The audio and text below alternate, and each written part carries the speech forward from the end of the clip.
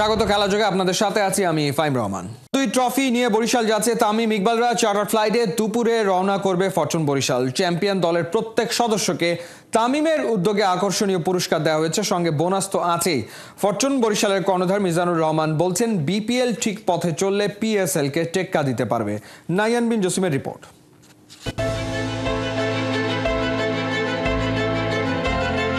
Back to back দুইটা trophy জয়। আগের রাতে লেট নাইট পার্টি যাকে বলে, আসলে সেলিব্রেশন পার্টি খুব স্বাভাবিক হওয়াটা ক্রিকেটাররা করেছেন।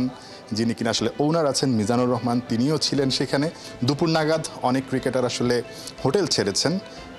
ক্রিকেটাররা কথাও বলছেন না আসলে এত বড় একটা জয়ের পরও, তাই সেই চাপটা আবারও সেই ওনার মিজানুর রহমানকেই নিতে হচ্ছে। আমরা তাকে পেয়েছি। পার্টিটা কেমন ছিল শুরুতে আসলে এই প্রশ্নটা করতেই হচ্ছে। আমাদের সেলিব্রেশন নর্মাল সেলিব্রেশন ছিল। আমরা ডিনার করেছি, ডিনারের পরে সবাই এক রুমে বসে, তামিমের রুমে বসে আমরা টিল 5 o'clock আমরা গল্প করেছি, ভোর 5টা পর্যন্ত। মানে সবচেয়ে বেশি মজা আসলে কে করেছে আমার জানতে ইচ্ছা করছে। আসলে সবাই করেছি, even all foreign players or there. So আমরা সবাই মিলে সবচেয়ে মজা আমার মনে হচ্ছে যে নিশাম করেছে। নিশাম ম্যাচ খেলেনি, এত দূর থেকে এসেছে, তারপরে খুশি কি কারণে? খুশি, we are champion and we did all the things. Match খেলেনি তো কী হয়েছে?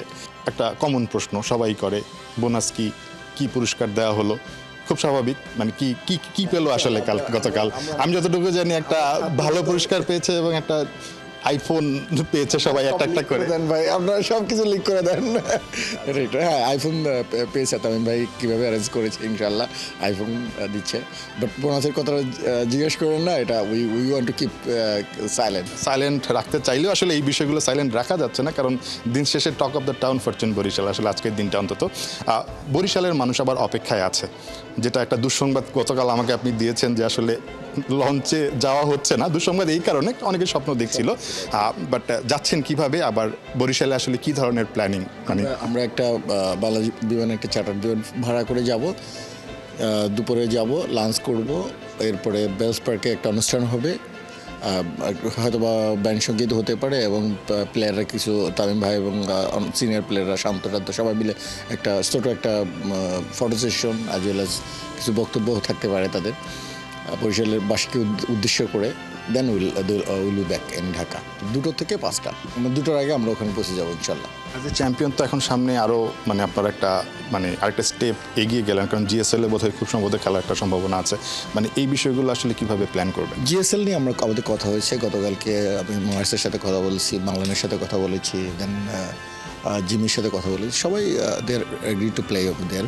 অ্যান্ড আমাদের টিম তো অবশ্যই ইনশাল্লাহ সবাই, যদি ন্যাশনাল কোনো না থাকে, ন্যাশনাল টুর্নামেন্ট না থাকলে আমরা সবাই যাব। আমাদের যারা আছে সবাই যাব ইনশাল্লাহ। পার্সোনালি আসলে স্বপ্ন কি দেখেন বিপিএলকে নিয়ে?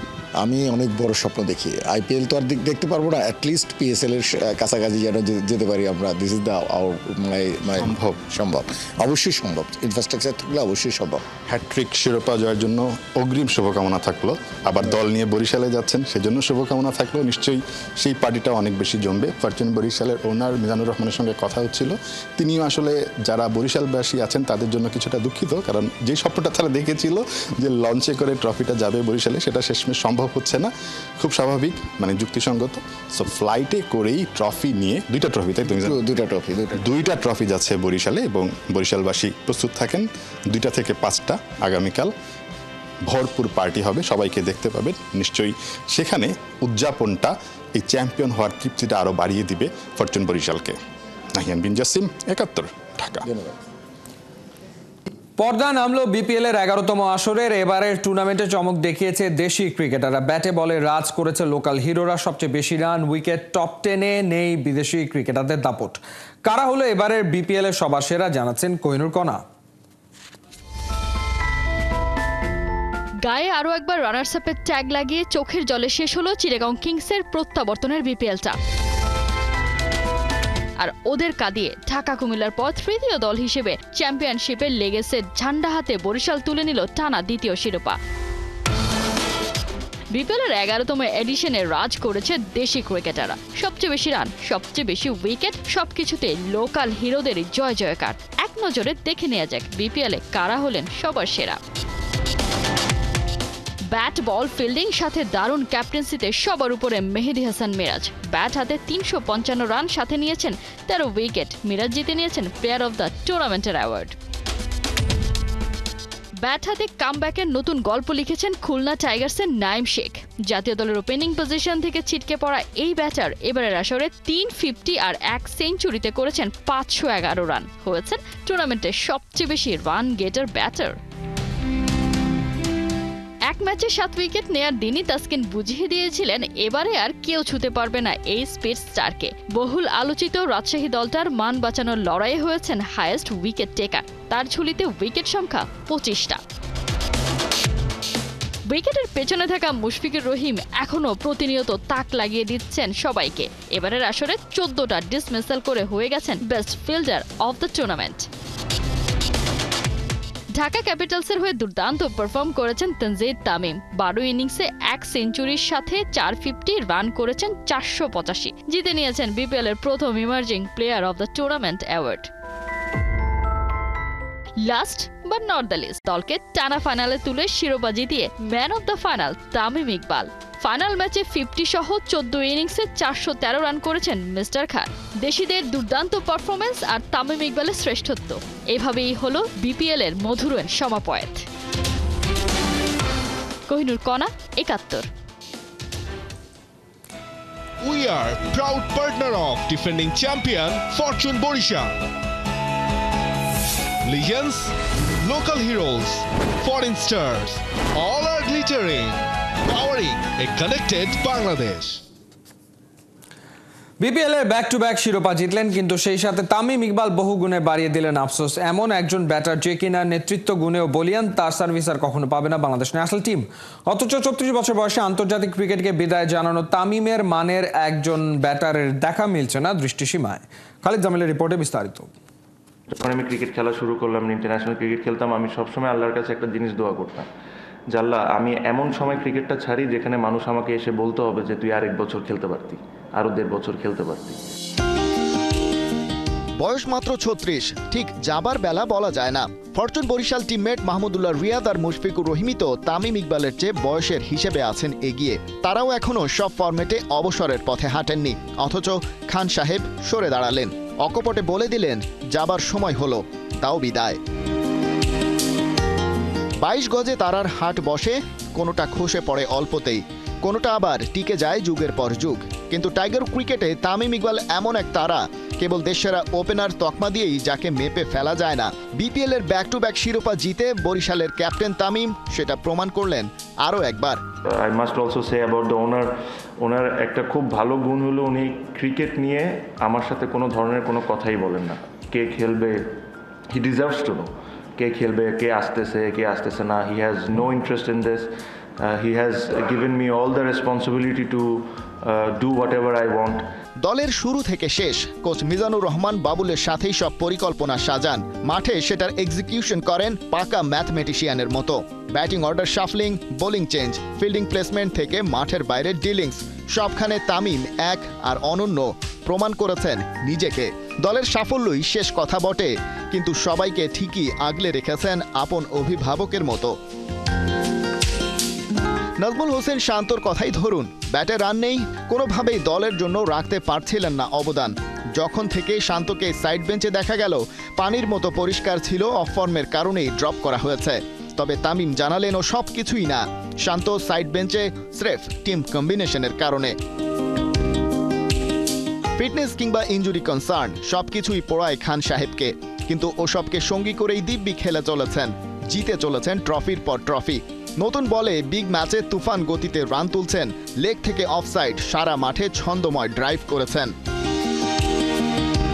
তবে টাইগারদের লাল সবুজ জার্সিতে সবই এখন স্মৃতি। যে বিপিএল চলাকালে আন্তর্জাতিক ক্রিকেটকে অফিসিয়ালি বিদায় জানিয়েছেন, সেই আসরেই টানা দ্বিতীয়বারের মতো ট্রফি জিতে টাইগার ভক্তদের আফসোসের আগুনে পুড়িয়েছেন। ফরচুন বরিশালের শিরোপা উল্লাস দেখতে দেখতে তার কড়া সমালোচকও হয়তো মনে মনে বলছেন, সত্যিই কি ফেরার কোনো উপায় ছিল না? খালিদ জামিল, 71। দুয়ারে কড়া নাড়ছে চ্যাম্পিয়ন্স ট্রফি। ফরম্যাট ভিন্ন হলেও বিপিএল ক্রিকেটেই নিজেদের প্রস্তুতি সেরেছে টাইগাররা। বিপিএল এ কেমন করলেন জাতীয় দলের ক্রিকেটাররা? রহমান পেয়ারের রিপোর্ট। নাজমুল শান্ত চ্যাম্পিয়ন্স ট্রফিতে বাংলাদেশ দলের কাপ্তান।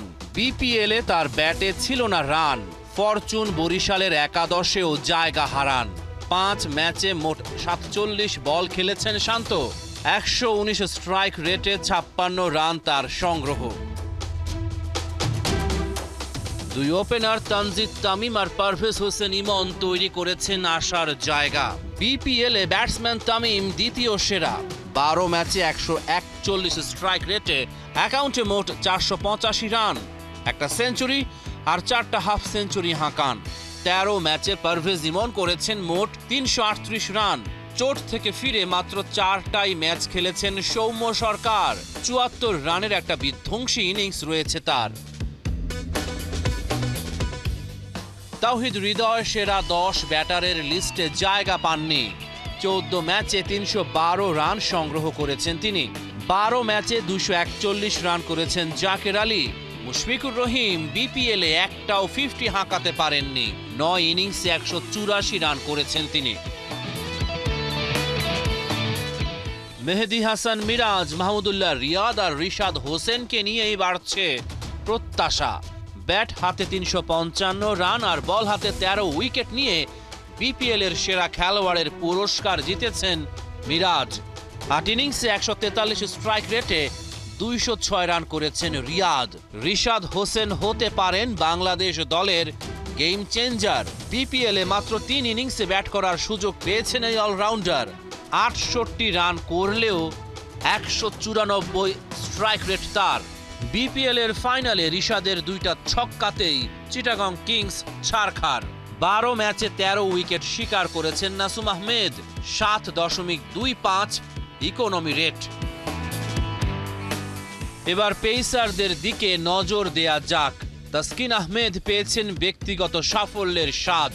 সর্বোচ্চ 25 উইকেট নিয়ে আসরের সেরা বোলার তাসকিন। 9 ম্যাচে 16টা শিকার ধরেছেন তানজিম। 12 ম্যাচে 13 উইকেট মুস্তাফিজুর রহমানের নামের পাশে। সমান ম্যাচে 10 উইকেট স্পিড স্টার নাহিদ রানার অ্যাকাউন্টে। রহমান পেয়ার 71। পিঠাপুলির সঙ্গে তীর ধনুকের খেল, ঢাকঢোল আর গানের তালে আর্চারির তারুণ্যের উৎসবের ঢাকা পর্ব জমে গেল দারুণ। প্রায় 1 মাস ব্যাপী চলা এই উৎসবে পাওয়া নবীনদের নিয়ে ক্যাম্প করতে চান কাজী রাজিবউদ্দিন আহমেদ চপল। নানা প্ল্যানিং আর তা বাস্তবায়নের চ্যালেঞ্জ নিচ্ছে বাংলাদেশ আর্চারি ফেডারেশন। মেহেদী নাইমের রিপোর্ট। ঢাকের তালে কোমর দোলে, হাতে হাতে জরা নির্মূলে তারুণ্যের উৎসবে আর্চারি প্রেমীদের পদচারণা দলে দলে। পিঠাপুলির স্বাদে মম চারদিক, সারি সারি তীর খুঁজে নিচ্ছে সঠিক দিক। এসো দেশ বদলাই, পৃথিবী বদলাই, আকাশে বেলুন উড়িয়ে নতুন বাংলাদেশ বিনির্মাণের শপথে এক ঝাঁক স্বপ্নবাজ। বুকে ওদের প্রত্যেকের তীর ধনুকের ছবি। তারুণের উৎসব বাস্তবায়নে সবচেয়ে সফল ছিল বাংলাদেশ আর্চারি ফেডারেশন। সারা দেশের 9টি ভেন্যুতে জমকালো উৎসব শুধু লোক দেখানো নয়, প্রতিটি জায়গায় হয়েছে ট্যালেন্ট হান্ট। শেষ পর্বে ঢাকার পল্টন ময়দানে সেরাদের নিয়ে ক্যাম্প করার আশ্বাসে সায় খোদ যুব ও ক্রীড়া মন্ত্রণালয়ের সচিবের। ট্যালেন্ট হান্ট করছি, প্রতিভা অন্বেষণ। এটা খেলাধুলা, লেখাপড়া সব ক্ষেত্রেই যাদেরকে আমরা একদম গ্রামগঞ্জ থেকে সুবিধা বঞ্চিত, সুবিধা প্রাপ্ত যারা রয়েছেন তাদেরকে সিলেক্ট করে আমরা জাতীয়ভাবে তাদেরকে বিভিন্ন প্রশিক্ষণ, বিভিন্ন কর্মসূচিতে অন্তর্ভুক্ত করব। সুমিষ্ট ফল পেতে অনেক বেশি পড়তে হয়। আর্চারির এসএ গেমসে 10 on 10 সবার জানা। ভয় পেলে হবে না কোনো জয়। নতুন বছরে ঘরে বাইরে আর্চারির বিগ সব ইভেন্ট অপেক্ষায়। তারুণ্যের উৎসবের মাধ্যমে হলো সারা দেশে আর্চারির ব্র্যান্ডিং। আর এই সব কিছুর নেপথ্যে বাংলাদেশে আর্চারির জনক কাজী রাজিবউদ্দিন আহমেদ চপল। আমাদের আর্চাররা চলে যাচ্ছে কেন? যখন দেখে আরেকটা গেমসে অ্যাচিভমেন্ট হইলে তারা লাখ লাখ টাকা পুরস্কার পেয়ে যাচ্ছে, বাড়িঘর পেয়ে যাচ্ছে, আমাদের আর্চাররা কিছুই পায় না, তখন তারা ডিসহার্টেড হয়ে যাচ্ছে, চলে যাচ্ছে। এটা ঠেকাতে হবে, এটা সরকারকে উদ্যোগ নিতে হবে। আমি সরকারের কাছে আর কোনো কিছু চাই না, আমি শুধু একটা জিনিস চাই, আমরা ফেডারেশনের পক্ষ থেকে, যে আমরা সম্মানটুকু চাই এবং মূল্যায়নটুকু চাই। তাইলে আমাদের টাকা চেয়ে অনেক বেশি হয়ে যাবে, তো আবার আর্চাররা বাংলাদেশমুখী থাকবে। দুপুর আর বিকেলে উৎসবে ছিল তীর ধনুকের প্রীতি ম্যাচ। নারী পুরুষ আলাদা আলাদা ইভেন্টে লড়েছে সবাই। ছিল প্যারা আর্চাররা। আর্চারি একমাত্র ফেডারেশন যারা ব্যাক টু ব্যাক সরাসরি অলিম্পিক্সে কোয়ালিফাই করেছে। কেউ চলে গেলেও আর্চারি থেমে থাকবে না, কেননা আর্চারির পাইপলাইন এতটাই সমৃদ্ধ।